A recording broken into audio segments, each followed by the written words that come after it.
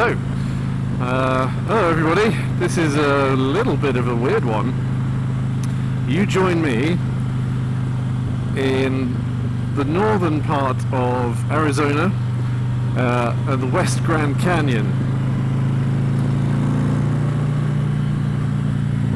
I'm on holiday and I thought I'd do a little review of the bike I'm riding for the trip I'm doing. Now, you'll have to forgive me because I don't actually know an enormous amount about this bike, apart from the flipping obvious that it's very, very heavy, very, very big, very, very loud, and very, very pretty. It's a Harley Davidson Electra Glide. I believe it's got a 109 cubic inch motor, which I think roughly equates to somewhere around 1800 cc. It weighs 375 kilos or thereabouts. You'll have to forgive me because I don't actually know what that is in American numbers. I've been riding it now for about 5 or 6 hours. I've been staying in Las Vegas, and me and a couple of friends rented these Electra Glides from Escape Eagles in Las Vegas. Very nice, reasonably priced company, with a very knowledgeable and slightly grumpy person at the counter. Now, being someone that's never really ridden a Harley before, I've ridden many Japanese cruisers, usually they're a lot smaller than this. This is one hell of an introduction to the Harley lifestyle, because I have never ridden anything that's even slightly close to this kind of weight, this kind of physical size, and it's extremely intimidating to ride. The first few times I stopped at a traffic light or had to do a tight low speed turn, and was panic moments. In fact, I actually gave myself a cramp in my hip just trying to keep the thing up when I tipped it over a little bit. But once you get it going, it's very stable. I wouldn't call it maneuverable, but it certainly can get round corners. Now, you hear a lot about American motors, Harleys in particular, and the massive engine sizes and the very small power outputs that they have. And I can probably confirm that that's the case. So it's probably a mix here of that older style of engine technology. So I believe they're pushrod V-twins, but also just the sheer weight of this bike.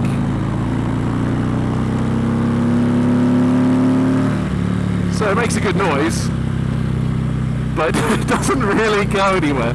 But having said that, it does get up to speed and sit at 70-80 miles an hour quite nicely. The controls are all fairly light. The clutch is somewhat heavy, understandably, and has a very long throw. So if you're in traffic for a long time, which is quite likely the case over here in both Arizona and Nevada, there's no lane splitting, as Americans would call it, or filtering as we call it in the UK. So if you're sitting behind traffic quite a bit, then that can get a little bit tedious to handle. The brakes are pretty shite. Sorry for that language. They're not very good. I mean, they probably would be fairly adequate if they were on a bike of a normal size and weight, but if you have to do sort of emergency stop maneuvers on this bike, then it doesn't feel good. It feels like it takes a long time to stop, and you're not really sure how much more power you can put to the brakes before you're going to reach some kind of loss of traction. And the rear brake, forget about it, completely and utterly useless. Now, this particular bike I've seen has the Screaming Eagle pipes and intake system, which makes it brutally loud. It's a nice noise, but it's a very loud noise that doesn't really go away with speed or power, because a lot of it seems to be the intake, so it's extremely deep, and that stays with you.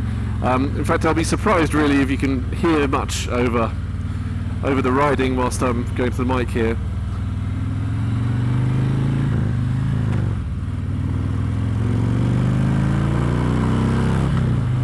But when you put the power on, it does have a nice snarl, and there is a fair amount of torque there. It just doesn't really. It pushes you forward, and you do increase speed, but it's got no rush or anything like that, and it doesn't have that extreme feeling of some other bikes, larger capacity bikes. Again, probably just because of the sheer weight of the thing. Because not only has this got the full pannier set on the back, and the radio as well. It's got sat nav. It's got cruise control. It's got every possible thing you can imagine on it. I've got the footboards down here with the reverse controls as well, so I can push down to go down a gear and push down to go up a gear. Quite comfortable, but after a long time, the extreme width of the position on both the legs and the hands does get to be a little bit tedious. It's not too bad. I found after about 4 or 5 hours of riding that my lower back's pretty good. My neck is okay. It's just the arms and legs really that becomes a bit tedious. The gearbox is not too bad. It's very wide throw and feels a bit loose, but you never really get any false gears out of it or anything like that.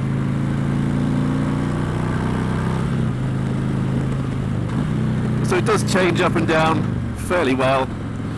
And the engine, where I guess what this whole bike is really about, it does that chopping through these smooth, wide, cornered canyon roads at a very low RPM, just loping along. That is where it's at home, that and being on the highway. The newest novelty for me though is the stereo. Some restrictions apply.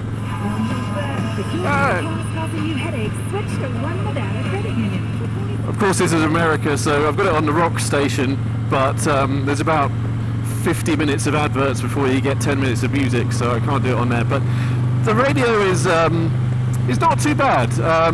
With the Screaming Eagle set on here, when you get above the 55, 65 limit that you get on most highway roads here, which you shouldn't be doing anyway, but on some of the longer, emptier stretches you might find yourself going up to 75 quite happily.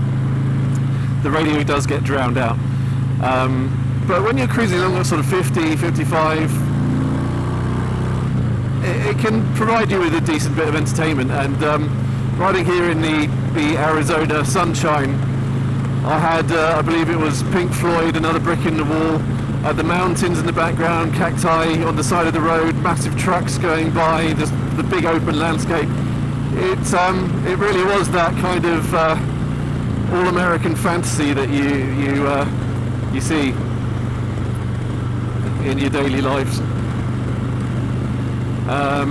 Obviously, being Nevada here, I'm doing the one thing that I would never ever do in the UK, which is riding without a jacket, but my goodness is it hot. And this bike puts out a lot of heat as well. It's a big engine. It's I don't know, I assume it's air cooled. That's kind of the Harley thing, isn't it? But yeah, it's air cooled, and it just shoves all of that heat onto your leg. And in fact, my right calf gets a little bit burned after a while if we do extended runs of, like more full throttle. Hold on here. Bong. But yeah, going through these canyons, you can get a moderate pace. I mean, I would not have the balls, not being familiar with this, to push it in any possible way. But slicing through these beautiful, smooth canyon roads and just doing a nice, moderate pace, winding on the throttle when you get onto the straight, hearing that burble, it's a very nice place to be. It really is. Control inputs, the throttle is very light, which is quite nice. The engine is responsive in that it gives you what power it has at any RPM whenever you twist the throttle. There's no weighting or jerking or anything like that. It's just quite smooth. But obviously there is a lack of power, I would say, at most RPM ranges, which is not what you expect from a Harley. But again, just the sheer weight of this individual bike probably is the cause for that. It doesn't really get all that much better when you get further up the RPM ranges. There's probably more power between 2,000 and 4,000 than anywhere else. Probably the most between 3,000 and 4,000, but it starts to run out of puff by about 5,000, and it doesn't. You can feel it doesn't really wish to be revved any further than that. The control weight inputs through the bars for turning. I mean, it's there. Counter steering does work. It's not light. It is responsive. You have to be smooth with it. It doesn't like quick inputs. You can feel the delay if you do a quick counter steering input. So it's all about being smooth. And I don't think I ever really used the brakes much. There's a lot of engine braking.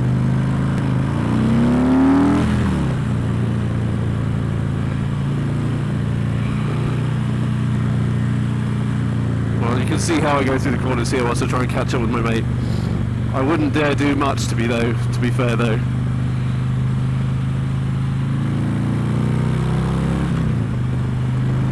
So, yeah, keeping it smooth, making sure that you can see where your lines are, because you don't want to change your line or change your speed really. And it's alright. The weight of the machine is what keeps the suspension smooth, I think. So it's a bit of a mill around the neck, but it also means that bumps don't really upset it. It just kind of deals with them.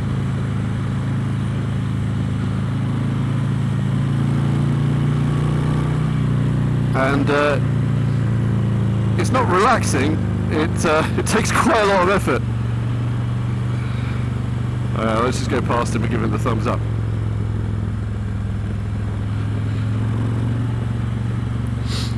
So yeah, it's not relaxing at all, because you feel like, maybe it's just because it's a higher bike and it's new to me, but you feel like you don't really want to stress the bike in any way, because an accident would be terrible because I'm not wearing my jacket, but an accident would also be terrible because there's just an enormous amount of weight to go around on this bike. You'd be sliding for a long time, you could really hurt someone. And in an emergency, so if I sort of pushed it too far so that I couldn't really do anything if come a corner, you know, if I had to brake too hard, it would go down quite easy, I think. But my God, if it isn't, I sort of get it. At least I get it in this country, the Harley thing. It's very engaging. All of that sort of stuff about it vibrating and being very noisy and heavy, and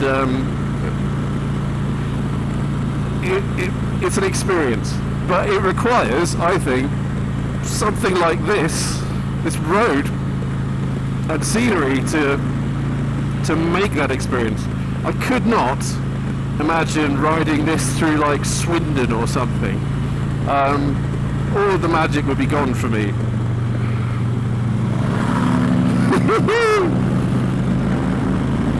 But yeah. So we're ratcheting up the speed a little bit. We're doing 75 now. If we go top gear, we're doing 3,000. I mean, it doesn't really, changing the throttle doesn't really do anything at this speed. It does slowly increase, so there's a lot of torque that eventually gets you there, but it's not powerful at all. And it lopes along. Fuel range, we're talking about practicalities. Fuel range is pretty good. And in this country at least, somewhat cheap, because petrol doesn't cost very much, or gas, sorry. But the fuel range is 250 miles per tank, depending on how you ride it.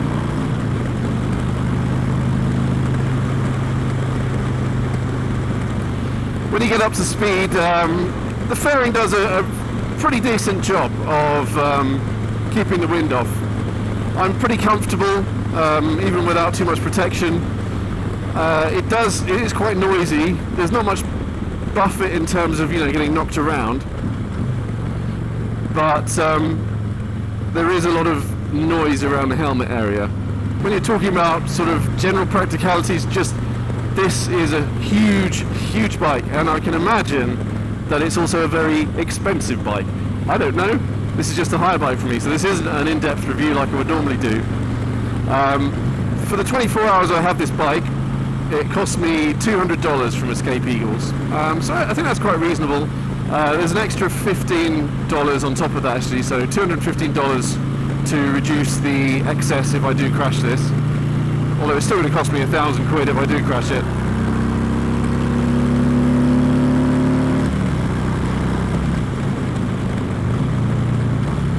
Okay, let's not get too frisky.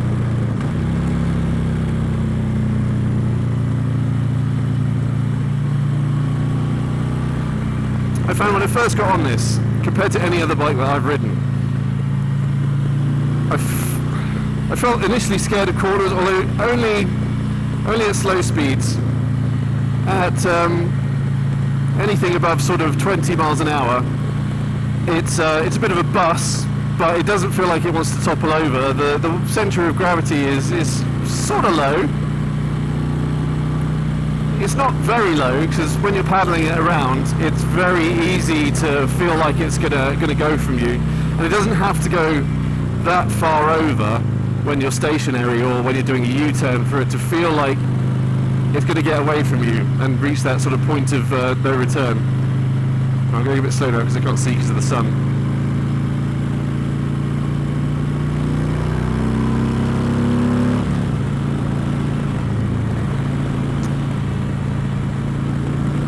This particular bike has cruise control, it has fog lights, it has normal lights. Oh, what am I saying? Of course it has normal lights.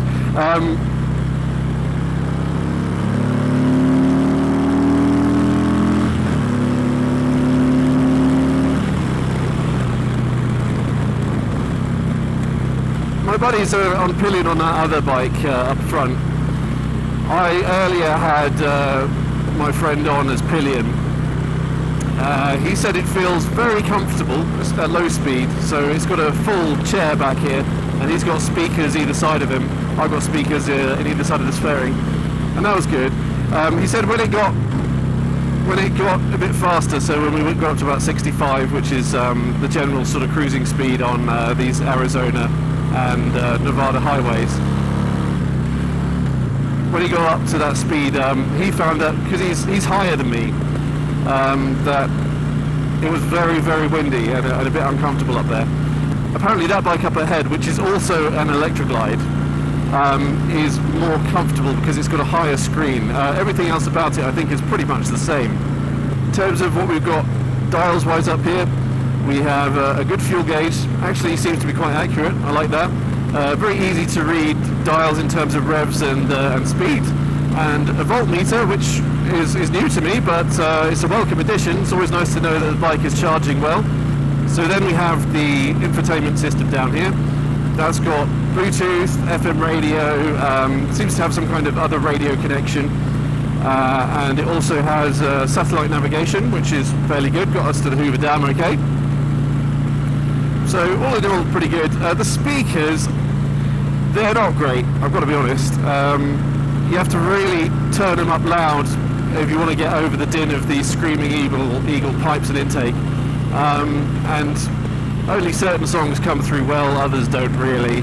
So it's a bit of a novelty. I guess if you're cruising around town at like sort of 30 miles an hour, just going to get lunch or whatever, then it's better for that.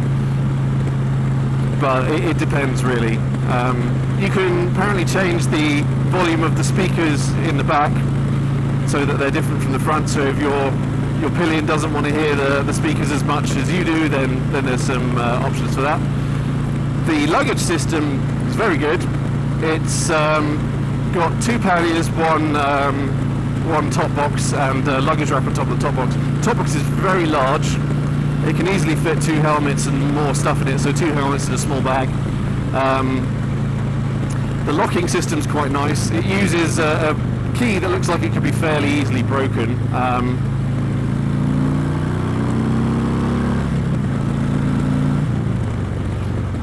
Yeah, it uses a key that looks like it could be fairly easy broken, but I guess you could change that. But the actual locking mechanism is a nice sort of chrome metal thing. It feels quite solid. The bike itself has a keyless system, which is actually pretty nice. And you can use this little tab here using that same weird looking key that you might find for a suitcase or a very small padlock or something to actually do the steering lock. You can do the keyless go so that only the accessories like the infotainment screen are on, so not the full ignition system.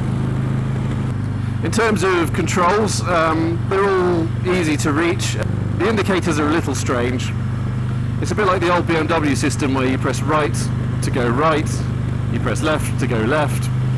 They self-cancel after a while, and unlike BMW, there's no cancel switch, but you just press the indicator that you just pressed in order to turn the indicator off. It's not too bad, because you're not changing gear a lot, and you're not really, on the throttle massively through corners, or, really concentrating in that way. It doesn't seem to be too much of an issue. It does take some getting used to. One thing to mention in terms of practicality when it comes to the gearbox, although I've already mentioned that it's a little slow but very functional and no false neutrals. You don't get false neutrals, but finding real neutral is an absolute pain in the bum. You need to use this sort of back control lever here, at least that I've found. You need to rev the engine a little bit to actually get it to find it, because it never finds it when it's at idle. And that can be a bit of a pain, especially because it's hard to balance the bike whilst you're concentrating on that. The side stand is a bit hard to get to and push forwards, which again, when it's such a heavy bike and you're not used to it, not so good. But again, these are sort of small niggles that I'm sure if you bought one, you would get used to them and you know how to use it. Again, I have no idea how much this cost, but I know instantly that for me this is a rental vehicle.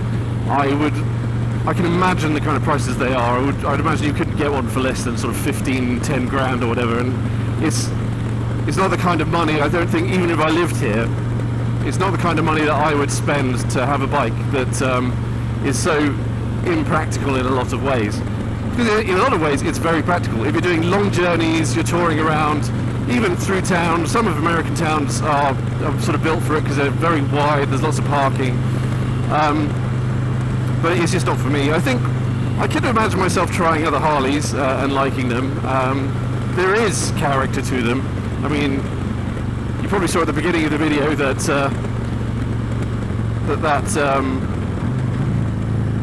the way it vibrates when it's just idling, because not only does the handlebar do that, the whole back of the pannier set also does it. The whole bike's sort of ricketying around. It's it does bring a smile to your face, as does the exhaust system. Although I find this particular intake and exhaust system to be it's too drony. A lot of bikes can have a really, really good sound, and once you settle down into a cruising speed, the extreme noise of full throttle and the intake sort of goes away a bit, melts into the background, lets you get on. That is not the case here. That drone and that thump is always there. It's right into a frequency that kind of gets into the back of your eardrums and just vibrates your whole head. If you like that kind of thing, that's great, but it's not necessarily for me. I like a bit of a balance with bikes, and I'm a bit fussy when it comes to how a bike sounds. It's got to be right. But yeah, I don't really have an enormous amount more to say about it. It's just I had the chance to do this trip. I had the chance to rent this bike, and how could I not show you guys? Because it's pretty special. If you get the chance to do this, I would say go for the Harley. If you go to America and you want to do the whole touring thing, I would say, unless you're pretty experienced and you've ridden larger Harleys or much large, big tourers, be a bit careful about going for the Electra Glide. Because for anyone that's not an experienced biker, this will be probably too much for them, and you most likely will end up dropping it on a slow corner or at a traffic light or trying to do a U-turn or something. Because I'm pretty comfortable with it now, but I wouldn't say that I'm fully comfortable with it. There will be plenty of moments where if I had to take this onto a gravel car park or something, or if I had to do a U-turn in a sort of tight space, that I would feel a bit nervous about it. But do go for a Harley Davidson. Do take it on the open road. I think there are slightly smaller versions like the Street Glide, the Road Glide. I don't know Harleys. They all look kind of the same to me with different names and different bobs and bits on them. I know that's going to upset quite a few people, and I know that if once you're into them, there's probably a lot of big differences between them in terms of engines, in terms of riding experience, in terms of features. But yeah, if you want that big open road, wide vistas, thrumming engine, rock and roll on the radio, American dream, go for it. 200. There's a lot worse ways to spend $200 and a day. With all that said, I'm gonna leave you now and just ride this machine into the sunset and leave you with the music. I hope you forgive me if the sound isn't very good, because I don't have my full sound recording equipment with me, but this is just too special of an experience to leave away from all of you guys. Thanks for watching.